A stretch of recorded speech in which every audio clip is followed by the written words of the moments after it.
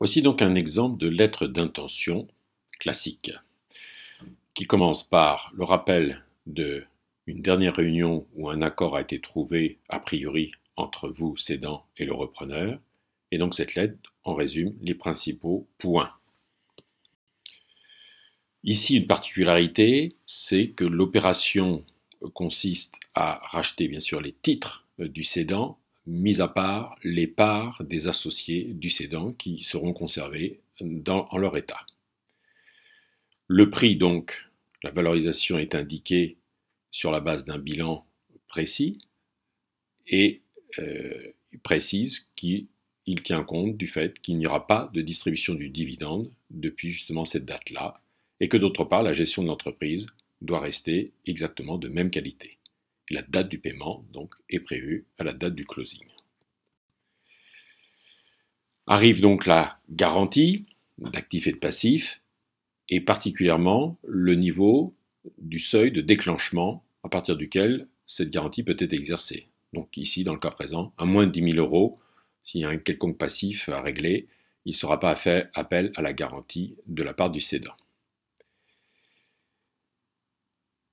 À titre de garantie, les associés s'interdisent justement de pouvoir pratiquer une quelconque concurrence, dans le cas présent, pendant une durée de 10 ans, sur un territoire qui était de niveau national pour le cas de cette entreprise. Et bien évidemment, ils s'engagent aussi à ne pas débaucher tout personnel existant de la société qui va être racheté. Point de gouvernance, les dirigeants actuels de la société doivent mettre fin à leur mandat sans indemnité. Il faut toujours veiller à ce qu'effectivement il n'y ait pas des clauses qui prévoient une indemnité en cas de démission d'un certain nombre de mandats. La période d'accompagnement est clairement ici stipulée sur une période de 6 mois et dont le prix est déjà compris dans le prix d'acquisition.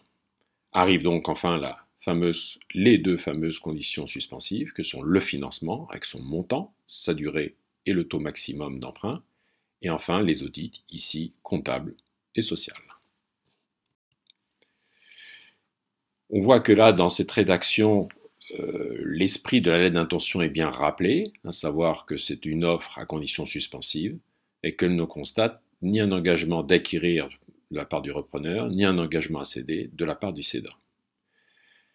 Et que pendant cette période d'exclusivité, qui va entre le moment de cette offre et la date de closing envisagée, évidemment, le cédant s'engage à ne pas céder tout ou partie de la société et surtout de ne pas entreprendre, poursuivre d'autres pourparlers avec d'autres repreneurs potentiels. C'est la véritable exclusivité.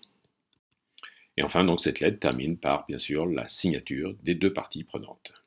Voilà pour ce qui est un exemple concret, mais qui, je vous le rappelle, n'est pas un modèle.